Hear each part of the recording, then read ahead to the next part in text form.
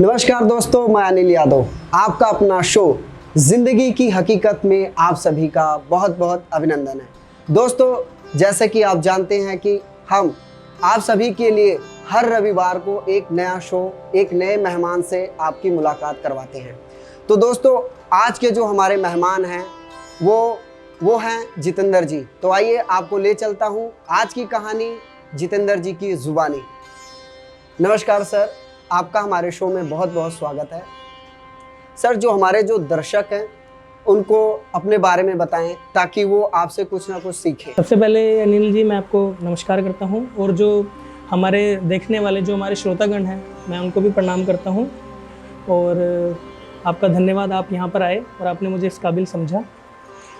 और अनिल जी, जो मेरा जन्म है वो एक संगीत परिवार के अंदर हुआ और जो मेरे पिताजी हैं श्री बोधराज जी, वो एक बहुत अच्छे तबला वादक अपने समय में रहे हैं और आज भी वो तबला बजाते हैं।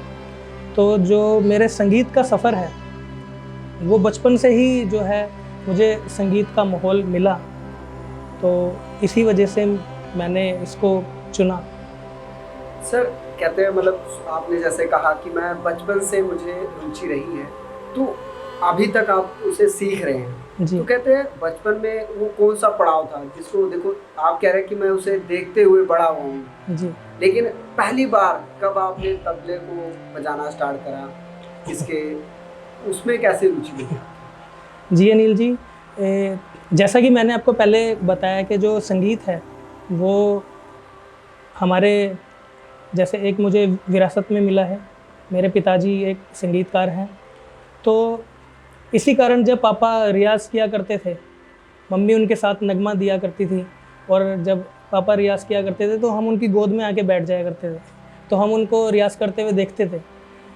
तो वैसे ही पहले तो बस एक शौक़ था, कभी बजा लिया 10 दिन में, 15 दिन में कभी बजा लिया, लेकिन जैसे जैसे होश संभाला और इसके बारे में पता लगा, म्यूज़िक की अहमियत के बारे में और तबले के बारे में पता लगा कि ये क्या चीज़ है, तो फिर मैंने ये डिसाइड कर लिया कि मुझे तबला ही बजाना है और तो तबला ही जैसे पहला स्टेज कहते हैं हमारा पहला, आपने कब ऑडियंस को कब फेस किया था वो पल बताए मुझे, और उस टाइम आपको क्या फील हुआ, एहसास क्या था, आपने कैसे मतलब कहते हैं ना कि पहले तो आपने घर के अंदर घर के माहौल में बजाना स्टार्ट करा, आप कभी बाहर नहीं गए, वो फर्स्ट टाइम जब आप स्टेज पे गए तो उस पल का जी उसके बारे में बताएं मैंने।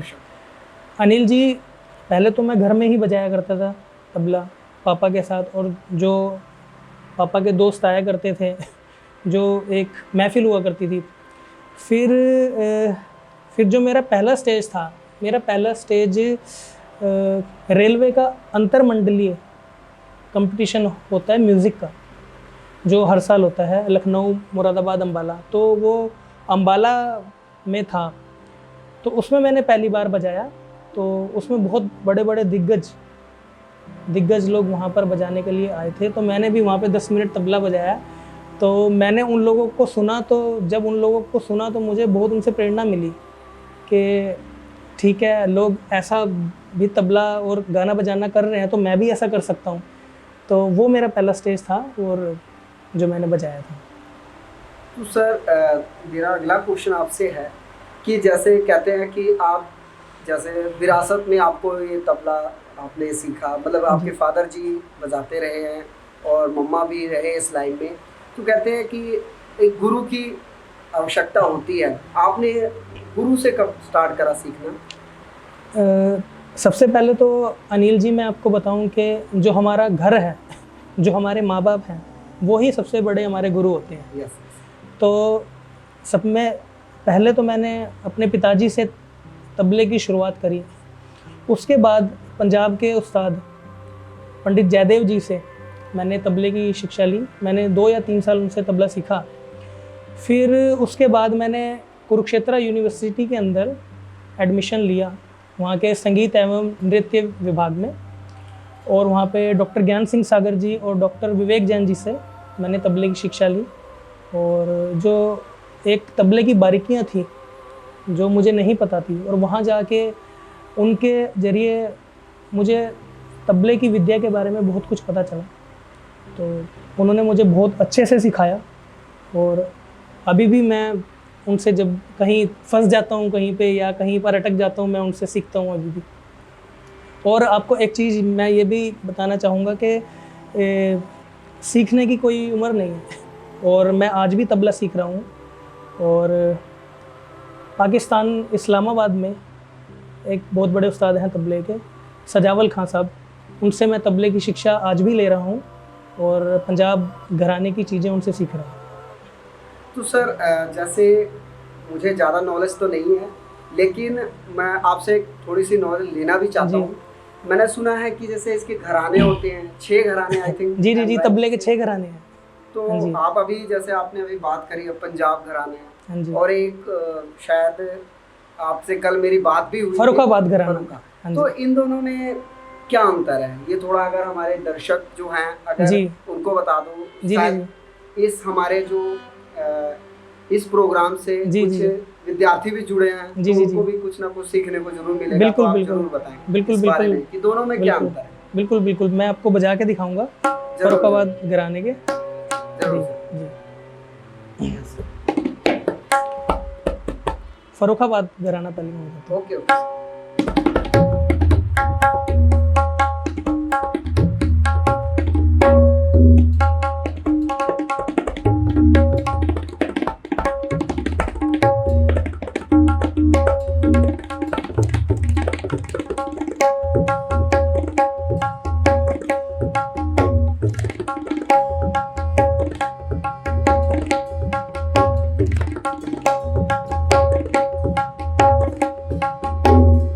ये फर्रुखाबाद घराना था।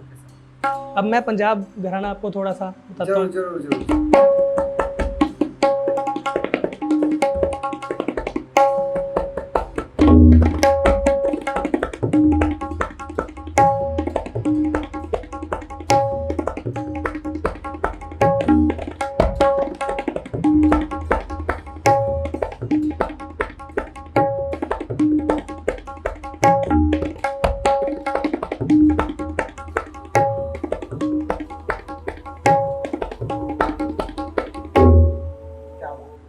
धन्यवाद।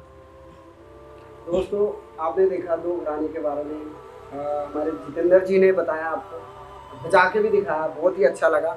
सर जैसे आप इतने अच्छे मुकाम पे आए हो, तो इस दौरान कहते हैं हर किसी, अगर हम किसी मंजिल पे जाना चाहते हैं या हमारा जो टारगेट होता है जी, जब हम उसको वहाँ तक पहुँचना चाहते हैं या जा रहे होते हैं, तो बीच में कुछ ना कुछ रुकावटें आती हैं जी। तो इस दौरान आज तक, जब से आपने स्टार्ट करा और आज तक, इस बीच में कभी ऐसी कोई रुकावटें आई हो जो आप हमारे जो दर्शक हैं उनसे शेयर करना चाहते हैं, तो प्लीज़ आप बताएं।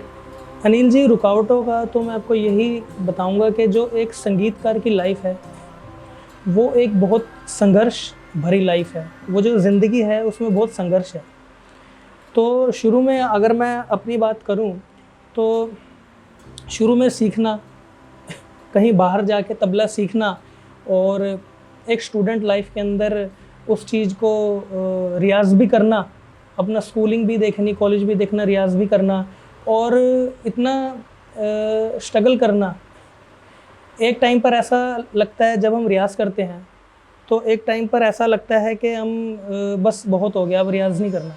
क्योंकि चाहे वो फाइनेंशियली रूप में देख लीजिए कि हम रियाज़ कर रहे हैं लेकिन कोई प्रोग्राम नहीं है, कोई शो नहीं है, कोई कुछ नहीं है, तो एक बार दिल ये तो करता है कि नहीं इसको छोड़ दिया जाए। लेकिन फिर वही है कि हमें जो है हार नहीं माननी है।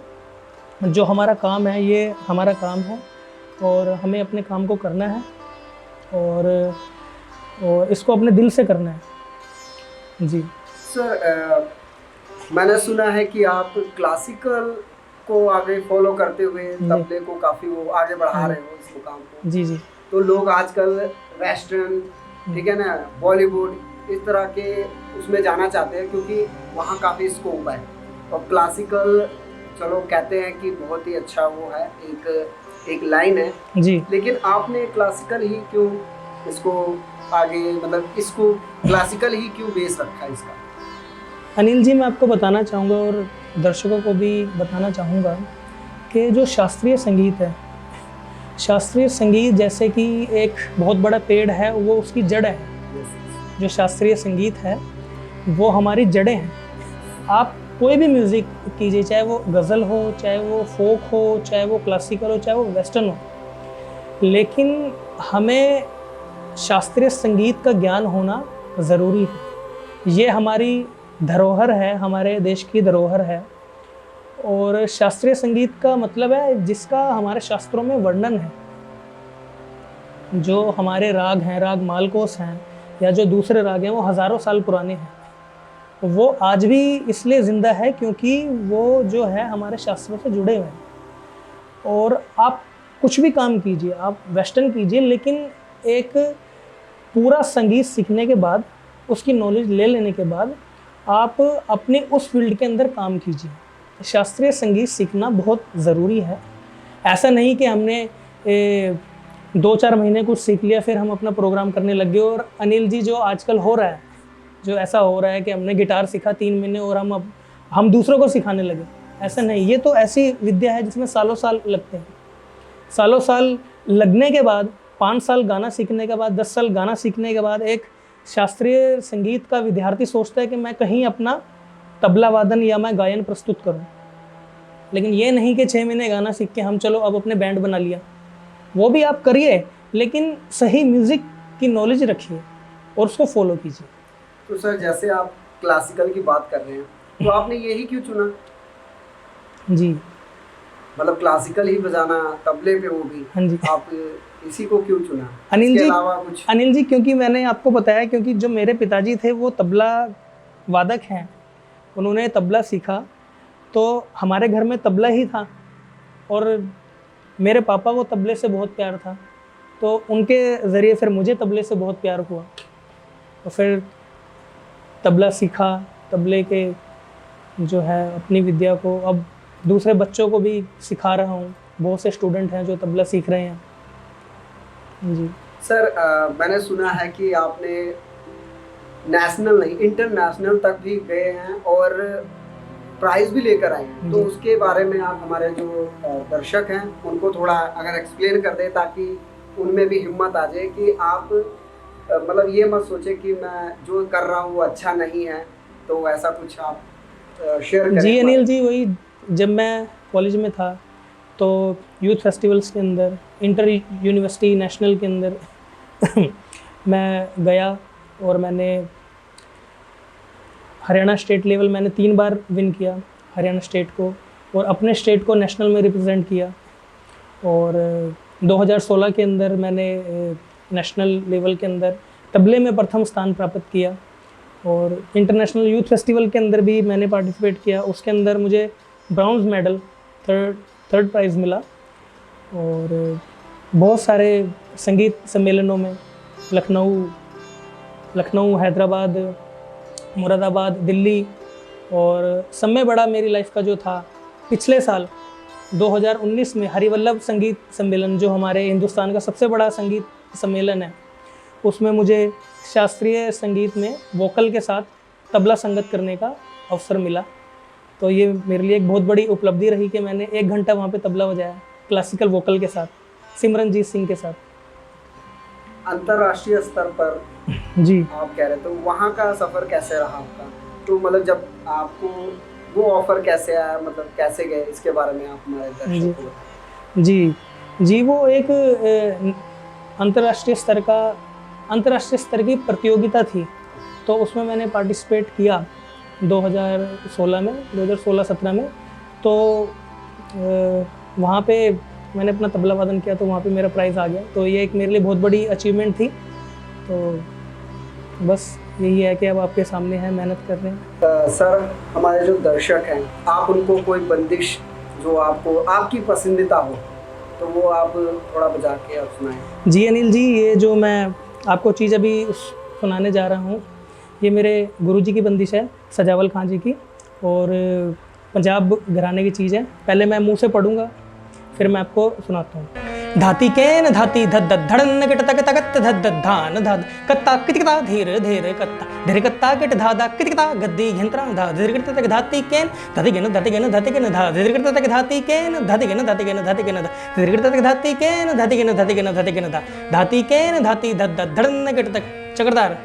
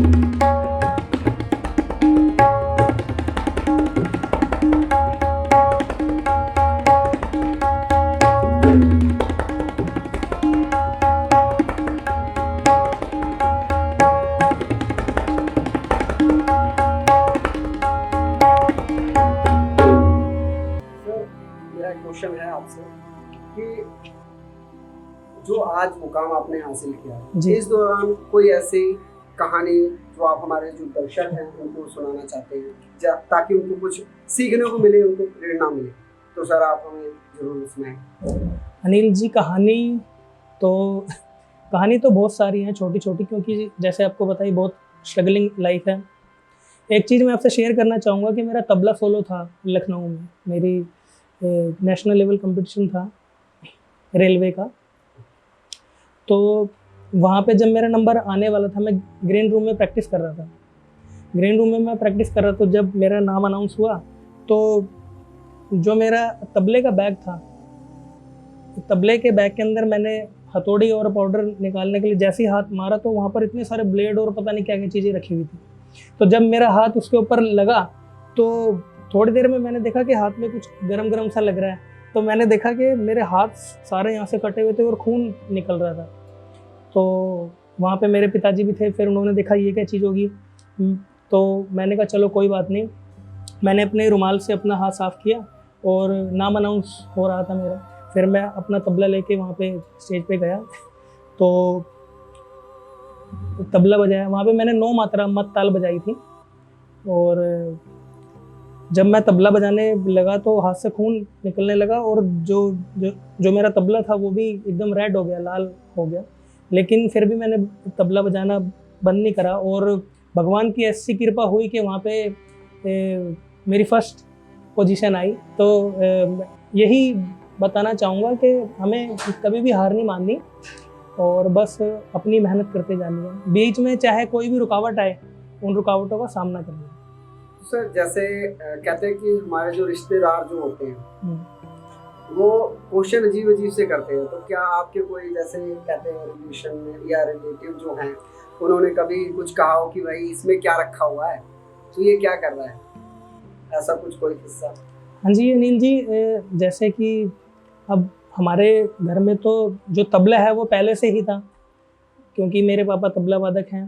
तो और जो कुछ हमारे मित्र थे और रिलेटिव्स थे वो मुझे यही बोलते थे कि यार तू अपना तबला ही बजाता रहता है, चलो बाहर चलते हैं खेलते हैं। और कुछ हमारे रिश्तेदार भी थे वो बोलते थे कि तबले का क्या करना है, कहीं कोई पुलिस की जॉब भरो, पुलिस की जॉब बहुत अच्छी है, कहीं बैंक की जॉब भरो और तुम ये तबला बजाते रहते हो। बट मैं उनकी बात को सुनता था और एक कान से सुना और दूसरे कान से मैं निकाल देता था। तो मैं उन्हें यही बोलता था कि आप अपना काम कीजिए, मुझे तो तबला बजाना है। दोस्तों हमारे पास तो बहुत सारे ऐसे सवाल हैं, आपके पास भी होंगे, लेकिन कहते हैं समय की बंदिश की वजह से हम अपने ज़्यादा हम प्रोग्राम को आगे नहीं बढ़ा सकते, लेकिन लास्ट में अंत में सर आप हमारे जो देखने वाले हैं और सीखने वाले भी हैं उनके लिए कोई संदेश जरूर आप हमें बताएं। अनिल जी, हमारे दर्शकों को मैं यही संदेश देना चाहूँगा कि गुरु बिना गति नहीं है। कि आपकी जो भी फील्ड हो, चाहे वो शास्त्रीय संगीत हो, वेस्टर्न हो, गज़ल है, सूफ़ी है, जो भी है, आप जो भी आपकी एक जो भी आपकी विधा है, जो भी आप करते हैं, उसमें आप अपना एक गुरु को ढूंढिए और गुरु के सानिध्य में रहिए और गुरु के द्वारा बताए गए रास्ते पे चलिए, क्योंकि गुरु का होना हमारे जीवन में बहुत ज़रूरी है। दोस्तों, ये थी कहानी जितेंद्र जी की ज़ुबानी। अगली बार मैं फिर हाजिर होऊंगा एक नई कहानी के साथ।